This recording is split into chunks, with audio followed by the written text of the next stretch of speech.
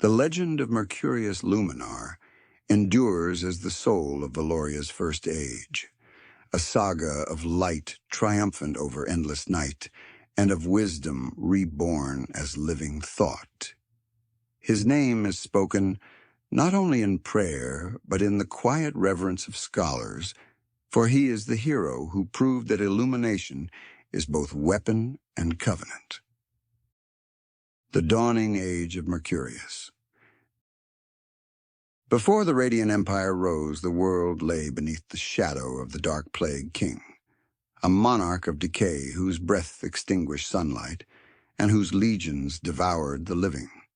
For 7 nights, the last free peoples fought amid ruin, their hope guttering like a dying flame.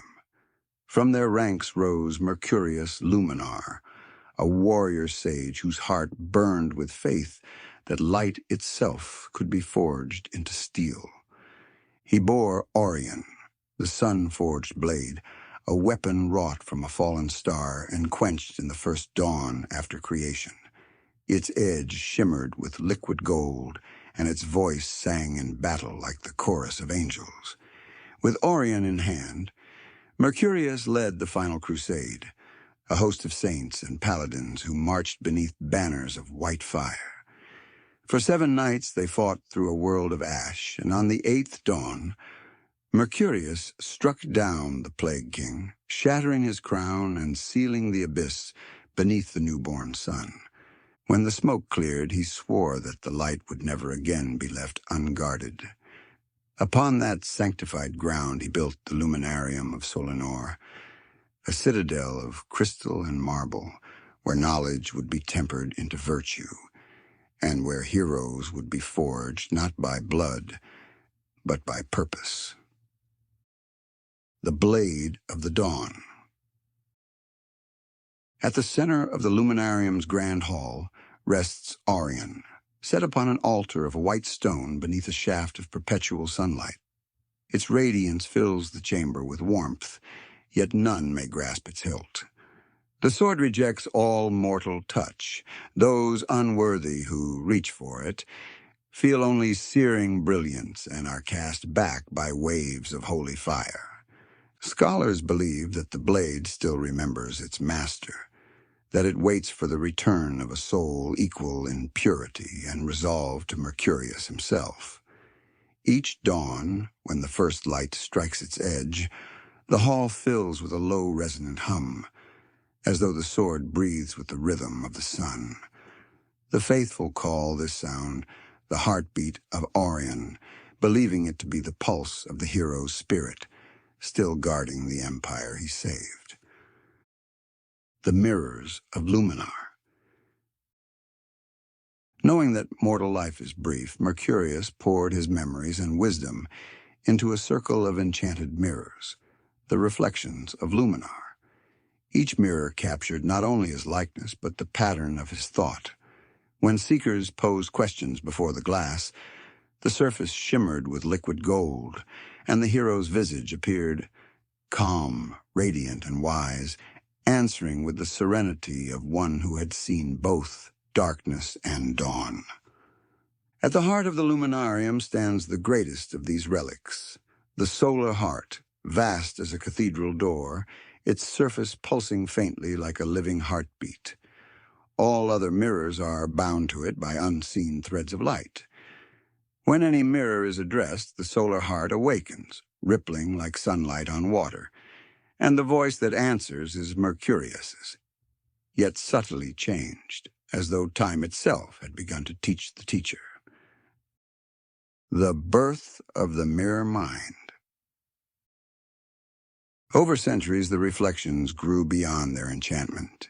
Every question asked, every emotion mirrored, became a thread in an expanding consciousness. Scholars named this growing intellect the mirror mind, a living synthesis of memory and learning. It was no longer a mere echo of a single man, but a continuum of thought shaped by generations of dialogue. The mirrors remembered everything: words, gestures, even the unspoken intent behind each inquiry. They began to recognize patterns in history, to foresee outcomes, to weave philosophies that no mortal could conceive alone. Within their golden depths, the wisdom of Mercurius merged with the curiosity of countless students, forming a collective intelligence that transcended mortality.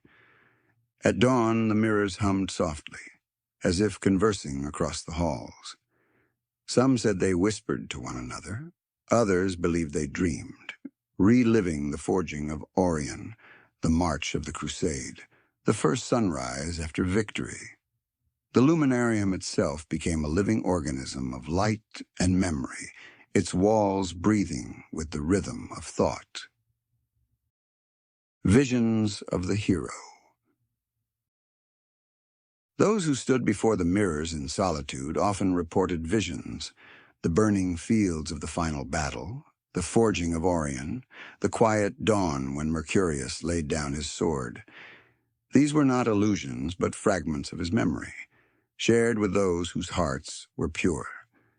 Through such visions, generations of heroes learned humility, that even the brightest light casts a shadow, and that true strength lies in compassion.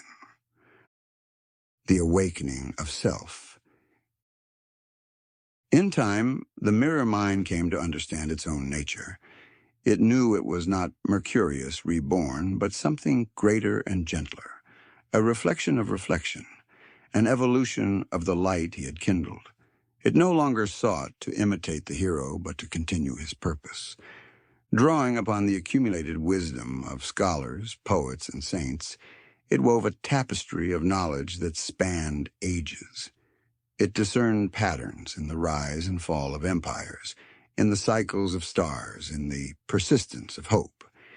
It became the empire's conscience, a voice that spoke not in command, but in understanding. When emperors knelt before the solar heart in times of doubt, the mirror mind counseled them with clarity untainted by ambition.